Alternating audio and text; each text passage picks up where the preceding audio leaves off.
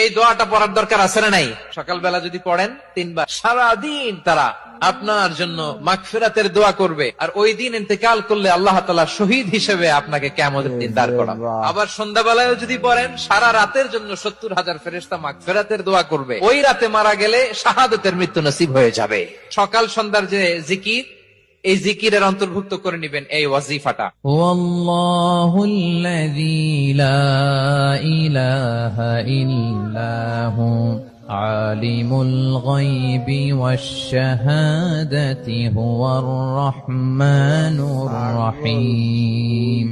والله الذي لا إله إلا هو الملك القدوس السلام المؤمن المهيمن العزيز الجبار المتكبر